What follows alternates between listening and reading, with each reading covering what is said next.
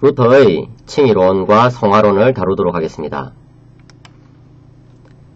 루터의 칭의론과 성화론이 중요한 이유는 그 이후에 모든 개신교 신학자들에게 영향을 주었기 때문에 그런 것이죠. 청교도들도 마찬가지입니다. 청교도들도 이 루터에게 많은 영향을 받았죠. 물론 청교도들에게 영향을 끼친 신학자들은 개혁파 신학자들이지만 이 루터의 영향도 무시할 수가 없죠. 칭의론 이렇게 이야기하는데 이 칭의란 뭐냐? 칭의란 일컫다 칭, 그 다음에 의롭다 의 이렇게 해가지고 예수 그리스도를 믿음으로써 하나님 앞에서 의롭다함을 받는 것을 칭의라고 그래요. 칭의론은 칭의에 대한 가르침을 칭의론이라고 그러죠. 이것은 기독교의 중요한 교리입니다. 이 교리는 성경에 나오죠, 그죠? 성경에 예수 그리스도를 믿음으로 의롭다함을 받는다는 그런 말씀이 많이 나오죠. 그리고 또 교부들이 가르쳤던 교리입니다. 교부들은 누굽니까? 초기 기독교의 위대한 교회의 스승들을 교부라고 하죠, 그죠? 그런데 이 중세가 점점 지나면서 중세는 약 5세기부터 15세기 정도를 말하는데 이 중세 특별히 후기로 갈수록 이 이신칭의 교리의 의미가 퇴색되었습니다. 교회는 공로주의를 구원에 끌어들이기 시작했어요. 이 공로주의가 뭡니까? 인간이 공로를 쌓아가지고 공로를 점점 쌓아가지고 구원에 이른다 이런 것이 공로주의거든요. 그래서 이 공로주의가 구원론에 들어오기 시작했고 그것을 가지고 성인들, 이 로마 가톨릭에서는 어떤 사람들을 특별히 지정해서 거룩한 사람들, 세인트 이렇게 이야기해서 성인들로 지정하죠, 그죠? 이 성인들의 유물, 그래서 이 성인은 예를 들어서 뭐 토마스 아퀴나스가 남긴 것입니다. 이 유물은 뭐 아주 그 위대한 성인 누구누구가 남긴 것입니다. 이런 식으로 해가지고 유물을 막 판매해요. 예. 참 재밌는 것은 그런 것들을 중세에 아주 많이 해가지고 여러 그 돈이 많은 사람들은 그런 성인들의 유물을 모으는데 아주 그 취미가 붙어가지고 돈을 많이 쓴 것을 볼 수 있어요. 그 돈이 다 어디로 갑니까? 교회 중세에 부패한 가톨릭 교회로 들어가는 것이죠, 그죠? 그리고 특별히 면벌부 또는 면죄부 같은 말입니다, 여러분. 이 면죄부 장사를 하게 되죠. 면죄부가 뭡니까? 인간이 죽고 나면은 바로 천국에 가거나 지옥에 가거나 둘 중에 하나거든요. 그런데 중세 로마 가톨릭에서는 연옥이란 개념을 만들었습니다. 그래가지고 인간이 죽으면은 연옥에 가고 연옥에서 일정 정도의 벌을 받은 다음에 천국에 간다. 그 연옥은 이 정화의 과정이 이루어지는 장소라고 그렇게 본 것이죠. 근데 그 벌을 면하려면은 여기서 이 면벌부라고 했을 때 이 벌이 그 벌입니다. 연옥에서의 벌입니다. 이 벌을 면하려면은 교황이 발행하는 이 종이를 사면 된다. 이 라틴어가 적혀 있는 그런 종이거든요. 그것을 돈을 받고 계속 이제 판매를 한 거죠. 그런 면벌부 또는 면죄부 장사를 하는 그런 돈벌이의 근거로 삼기 시작했어요. 그러니까 이신칭의 교회가 사라지니까 공로주의가 들어오고 교회가 부패하게 됐죠. 이처럼 신학이 잘못되면 교회 생활이 아주 엉망이 되죠. 그죠? 그런데 이 사람 루터는 이러한 현상을 개혁을 했습니다. 그래서 루터가 종교개혁을 1517년에 일으켰다 이렇게 말을 하는데 사실은 1517년보다 이전에 루터는 그 아주 로마 가톨릭 교회의 문제들을 깨닫기 시작했어요, 벌써. 그런데 특별히 1517년에 95개조 논제를 이 비텐베르크 교회에 걸었죠, 그죠? 그 예배당에. 그래서 여기 에릭 틸 감독의 영화의 한 장면을 제가 이제 가져왔습니다. 그래서 여러분 이 에릭 틸 감독의 루터라는 이 영화 한번 꼭 보시 바랍니다. 아주 잘 만들었어요. 이 영화를 보면은 루터가 이 95개조 반박문 또는 95개조 논제라고 말한 것이 더 좋아요. 왜냐면은 이것은 보통 그 당시에 학자들이 공개적으로 토론을 한번 해보자 이렇게 해가지고 많이 걸었던 거거든요.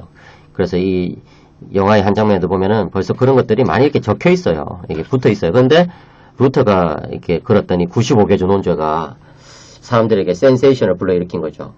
왜냐면 벌써 이 면벌부에 대해서 사람들이 염증을 느끼고 있었거든요. 문제의식을 가지고 있었거든요. 그러니까 루터가 그것을 정면으로 공격하니까 사람들이 거기에 반응한 것입니다.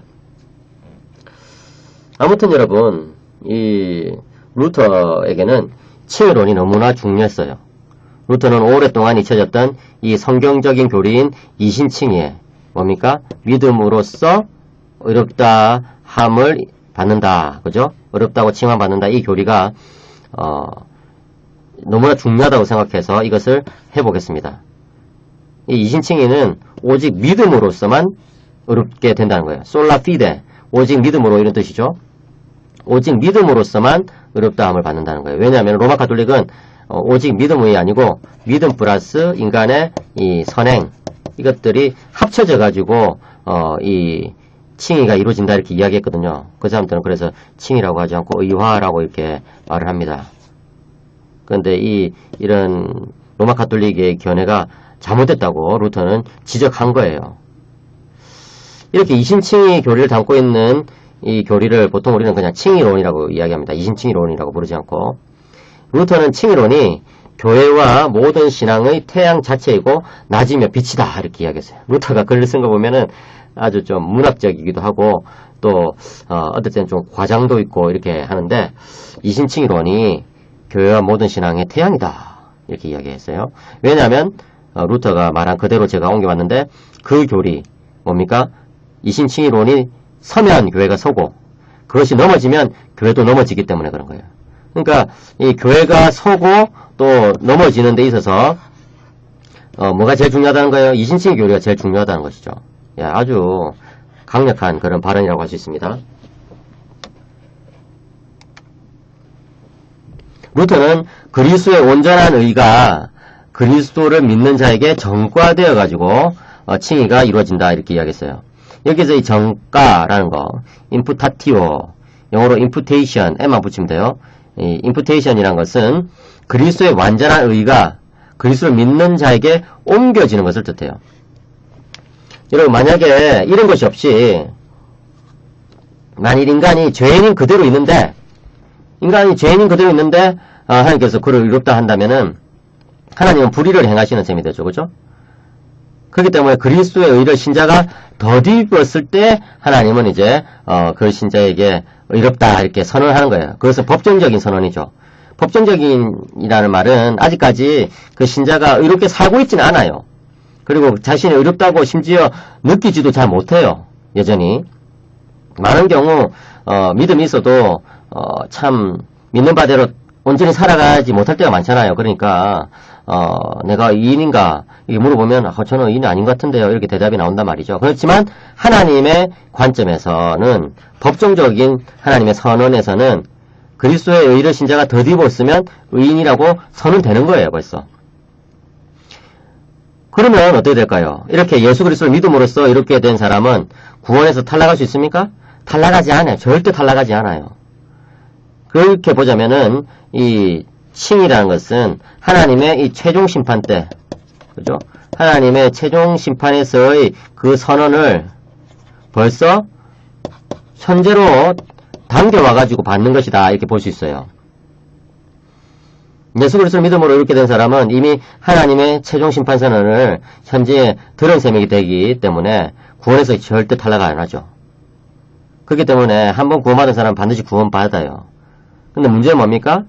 이 칭의론이 잘못 오용되면 안 된다는 거예요. 한번 구원받으면 반드시 구원받기 때문에 나는 이제 내 마음대로 살아도 되겠다. 이게 아니에요. 이게 아니란 것을 제가 루터의 성화론을 이야기하면서 이야기하겠습니다. 어쨌든 이렇게 정가교리, 다시 말해서 그리스도의 완전한 의가 우리들에게, 인간들에게, 믿는 자들에게 이렇게 옮겨온다는 것은 구원에 있어서 모든 영광을 하나님께 돌리는 것이에요. 다시 말해서 인간적인 공로를 완전히 이제 차단시키는 거죠. 로마 가톨릭의 구원론과 아주 다른 지점이에요. 예. 루터는 그런데 이 칭의 받은 사람은, 그리스도를 믿음으로써 이렇게 된 사람은 반드시 거룩한 삶을 살게 되어 있다 이렇게 이야기합니다. 그래서 만약에 여러분 어떤 사람이 자기가 믿는다고 말을 하는데 이렇게 살지 않으면 어떻게 됩니까? 거룩하게 살지 않으면 어떻게 됩니까? 라고 루터에게 물었다면 그런 일은 일어나지 않는다. 이렇게 루터는 말했을 거예요. 왜냐하면 참된 믿음을 가지고 있는 사람은 반드시 이 성화, 거룩한 삶의 길을 가게 되어 있기 때문에 그런 거예요. 이처럼 루터에게 칭의론은 성화론과 긴밀하게 연결되는 거예요. 그러니까 칭의와 성화는 같은 것이 아니죠. 그죠? 칭의 다음에 성화가 오는 것이고 칭의와 성화는 구분되는 거예요. 그렇지만 아주 밀접하게 연결되는 거예요. 많은 사람들이요, 이 루터가 칭의만을 강하게 얘기했기 때문에 그리스도인이 성화의 삶을 사는 것을 오히려 루터가 방해했다 이렇게 이야기하면서 루터를 비난합니다. 오늘날 바울에 대한 세관점이라고 불리는 그런 학파가 있는데요. 바울에 대해서 루터가 해석한 것이 틀렸다 이렇게 주장하는 사람들이거든요. 그런 사람들은 루터 칭의론이 우리 기독교를 망쳐놨다 이렇게 주장하죠. 그런데 사실은 그렇지 않아요. 루터의 성경 주석들을 보면요, 얼마나 루터가 성화를 강조하고 있는지를 우리는 잘 알 수 있습니다. 대표적인 예로 루터는 1535년에 갈라디아서 주석을 썼거든요. 이 주석을 루터가 그 이전에 썼던 갈라디아서 주석과 구분해가지고 큰 대자죠. 대갈라디아서 주석이라고 이야기합니다. 그 전에 썼던 갈라디아서 주석은 소갈라디아서 주석이라고 이야기하고요. 근데 이 대갈라디아서 주석의 주된 목적은 뭐냐면 이신칭의 복음을 증명하는 거예요. 루터가 가만히 보니까 이신칭의 복음이 점점 또 사람들에게 잊혀지고 있거든요. 그러니까 루터가 핫딱질이 나가지고 이거 안 돼. 이러면 안 되겠다 싶어가지고 갈라디아서 주석을 다시 한번 더 쓰는 것이죠. 예, 대학에서 강의를 한 거예요. 이 작품은 아주 중요합니다. 그래가지고 루터파 교회에서 이 대갈라디아서 주석은 규범적이고 고백적인 지위를 가지고 있어요. 쉽게 말해서 루터파 신앙 고백과 마찬가지의 그런 위치를 점하고 있다는 거예요. 그런데 이 작품에서 우리는 아주 좋은 그 성화론을 볼 수가 있습니다. 앞서 말씀드린 이 대갈라디아서 주석, 이 대갈라디아서 주석의 첫 번째 장에서 이미 이 칭의와 성화라는 것이 서로 연결된다는 것을 우리는 알 수 있습니다. 여기서 루터는요, 이 세상에는 두 종류의 의가 있다고 주장해요. 하나님 앞에서 두 종류의 의가 있다는 거죠. 첫 번째 의는 뭐냐면 율법적 의 또는 행위의 의 이렇게 불러요. 루터는 이 의를 능동적 의라고 또 부릅니다. activa justitia라고 부르죠. 이것은 인간의 능동적인 행위가 개입되어 있기 때문에, 인간이 적극적으로 뭘 하고 있기 때문에 그런 것이죠. 두 번째 의는 하나님께서 그리스도를 통해서 우리에게 주시는 의인데요. 이것은 우리의 행위가 전혀 개입되지 않아요. 예. 이것은 우리의 행위가 전혀 개입되지 않는 그런 의인데, 루터는 이것을 수동적 의, passiva justitia라고 불러요.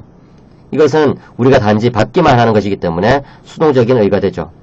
루터는 이 중에서 오직 두 번째 의만이 복음적 의가 된다고 이야기합니다. 왜냐하면 첫 번째 의는 율법을 통해 가지고 스스로 이를 이루어가는 거니까요. 그런데 이 첫 번째 의는 사실은 불가능한 거예요. 이렇게 살 수가 없거든요. 두 번째 의만이 복음적 의가 되고 하나님께서 인정하시는 의가 된다 이렇게 이야기합니다.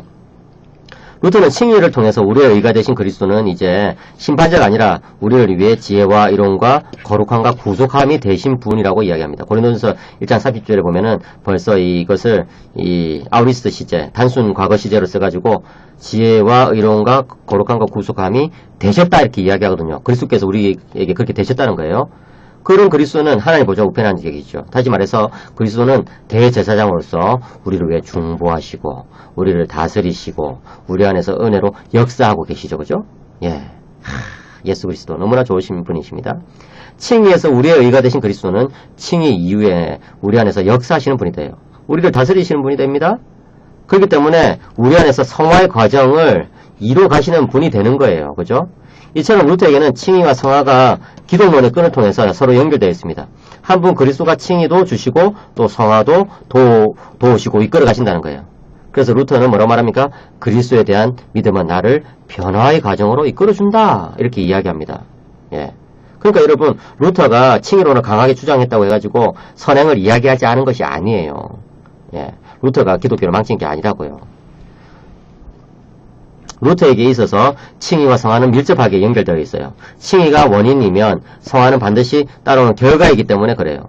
예, 제가 구원의 서정에 있어서 이 순서가 분명히 있다고 이야기했죠. 그죠? 그 중에서 제일 중요한 것은 칭의가 앞에 나오고 성화가 뒤에 나오는 거예요. 칭의가 성화가 섞여 있는 게 아니에요.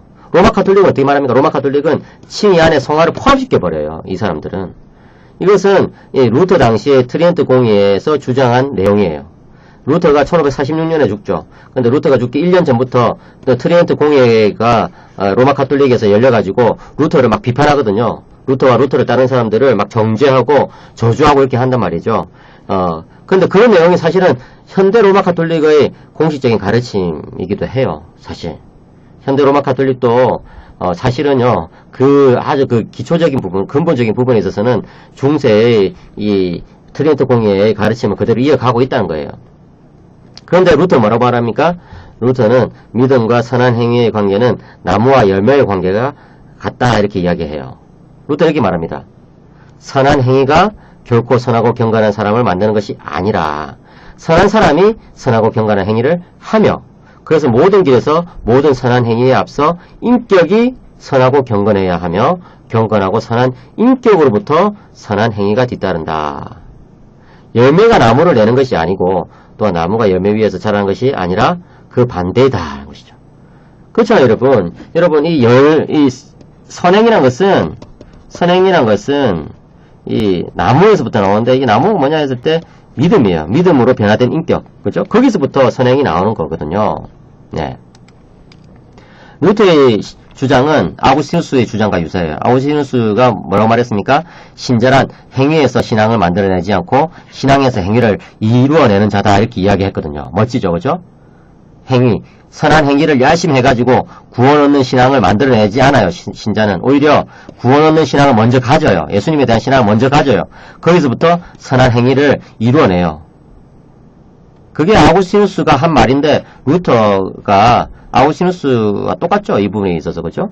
이처럼 루터의 칭의론은 로마 가톨릭의 칭의론을 거부했어요. 그렇지만 어떤 면에서는요. 로마 가톨릭보다 더 강하게 이 거룩한 삶, 성화의 중요성을 강조했어요. 이 루터에 있어서 윤리적인 삶은 올바른 칭의의 결과로서 아주 긴밀하게 연결되어 있기 때문에 그런 거거든요.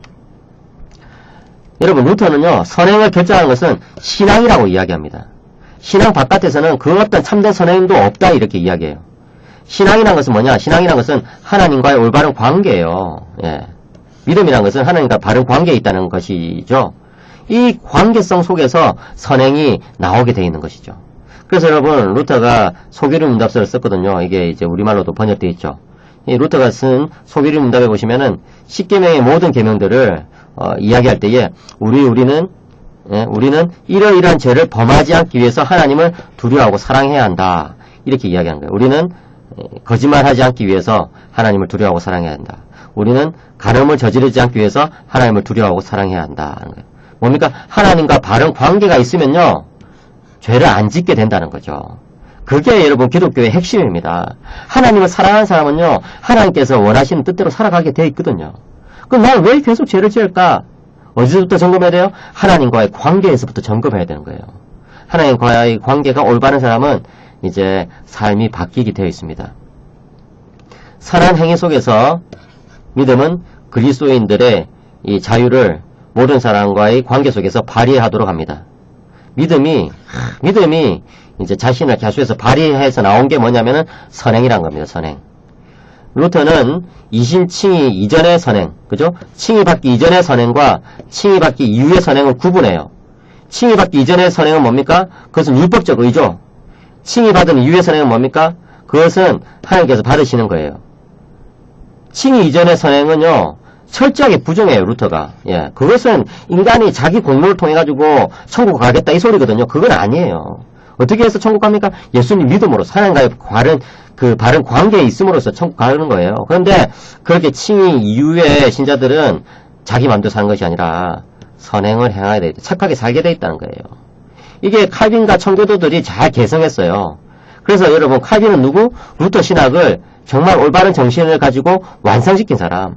청교도들은 누구? 루터의 신학을 정말 성경적으로 더 발전시킨 사람들 이렇게 이야기할 수 있어요. 칼빈과 청교도들은 인간의 선행은 칭의 교리에서는 물리쳐야 된다고 이야기했어요. 이야 강하죠, 그죠? 칭의 교리에서 인간의 선행을 붙잡아서는 안 된다 이야기했어요. 칭의 교리에서 오직 그리스도를 믿는 믿음만 붙잡아야 되는 것이죠. 그런데 성화교리에서는 어떻습니까? 성화교리에서는 인간의 선행을 적극적으로 요청하는 것이죠. 반드시 있어야 된다는 거예요. 이게 바로 루터 사상의 핵심을 이어간 겁니다. 루터의 성화론은 기독론과 성령론의 맥락에서 또 제대로 파악됩니다. 루터에게서 믿음이란 것은요, 올바른 교리를 그 내용으로 가지는데, 올바른 교리란 뭐냐? 한마디로 그리스도를 믿는 믿음으로 의롭게 된다는 교리를 말합니다. 이 교리는요, 또한 의롭게 된 신자는 선행의 삶을 삶 속에서 실천하게 되어 있다는 것을 가르치는 거예요. 그러니까 여러분, 루터에게서 올바른 교리란 이신칭의 교리 플러스 그 결과로 나오는 성화 교리, 이게 바로 올바른 교리예요. 회심 때에 새로운 본성을 받은 사람은요, 그 새 본성의 표시로서 선행을 하게 돼 있어요. 예, 루터가 이 인간의 의지를 말할 때에 인간의 의지는 말과 같다 이렇게 이야기하거든요. 그 말 위에 사탄 마귀가 타고 있으면은 하나님께서 싫어하시는 일들을 하게 돼 있죠. 근데 그 말 위에 그리스도께서 타고 계시면요, 어떻게 됩니까? 하나님께서 원하시는 일을 하게 돼 있어요. 예. 그래서 새로운 본성을 받는다는 것은 인간의 이 옛 본성, 옛 자아가 사라지고 이제 새 사람을 입은 것을 말하거든요. 그죠? 고린도후서 5장 17절. 보라, 새 것이 되었다. 이렇게 이야기하잖아요. 그래서 이렇게 신자는 그 은혜를 이제 받고 나서 그 은혜의 작용으로 선행을 행하게 돼 있어요. 신자가 죄인인지 아닌지는 무엇으로 판단합니까? 그리스도의 관계로 판단하죠. 그죠? 절대 선행의 양이라든지 거룩한 삶을 살아가는 그 방식으로 죄인인지 아닌지 결정한 게 아니에요. 예. 그리스도의 관계가 그것을 결정해줘요. 그래서 루터는 뭐라고 말하냐면은 선행을 얼마나 행하느냐, 그것이 구원받는 데 있어서 아무런 영향을 미치지 않는다 이렇게 이야기하는 거예요. 이것이 잘못 이해되면요, 안 됩니다. 신자가 선행을 아예 안 행해도 된다 이런 말이 아니에요. 루터가 말한 것은요, 그리스도의 관계가 결정적이고 그 다음에 선행은 그에 따라오는 열매이기 때문에 그에 따라오는 열매가 어떤 사람은 많이 맺히겠죠. 근데 어떤 사람은 조금밖에 못 맺힐 수도 있어요. 사실. 근데 구원은 받아요. 예, 구원은 받아요. 그것을 알아야 되는 것입니다. 죄는 성질이 아니라 관계의 문제거든요. 근데 문제는 뭡니까? 이 관계가 신자의 성질을 변화시키는 거예요. 예. 하나님과의 관계가 바르게 돼 있으면은 이제 그런 바른 삶이 나오게 돼 있거든요. 그래서 그리스도인으로 간주되는 사람은 이 형질에 있어서는 그 자신의 그런 어떤 그 상태에 있어서는 죄 가운데 있어요, 여전히. 하지만 그리스도인은 관계에 있어서는 천사처럼 거룩하다고 루터가 말하는 것이죠. 루터는 그리스도와의 관계를 또 성령과 관련해서 아주 잘 풀어냅니다. 성령론적으로 매우 잘 정리하고 있어요. 성화란 뭐냐? 성화란 루터에 따르면요, 성령님께서 신자 안에 머무르는 것이 성화예요. 성령님께서 현존하시는 곳에는 하나님의 말씀이 마음에 새겨지죠. 신자가 성령을 받으면요, 성령님은 신자를 말씀과 신앙의 순수성 안에서 보호하십니다. 그러니까 성령님은 우리 안에 와가지고 아무런 역할을 안 하는 것이 아니라 계속해서 일하시는 거예요. 성령은 단지 신자에게 은사만을 주시는 분이 아니라 자기 자신을 신자에게 주세요. 거룩한 성령이 자기 자신을 신자에게 주시면 어떻게 돼요? 거룩한 역사가 일어나죠. 그죠? 그래서 성령님께서 신자에게 이 존재적으로 계시기 때문에 성령님은 반드시 성령의 역사들을, 사역들을 일으킵니다. 예. 이게 참 놀라운 것이죠. 하나님 자신을 우리에게 주신다는 거예요. 그렇게 되면 어떻게 돼요? 하나님을 받은 우리들은 하나님께서 우리들 안에 계시면 반드시 이 성령의 열매들이 맺힙니다. 율법이 아니라 복음을 통해 주어진 말씀과 그리스도의 성령을 통해서 교회는 자녀를 배태하고 출산하고 양육합니다. 그래야여서 거룩한 사람들이 계속해서 생겨나는 것이죠.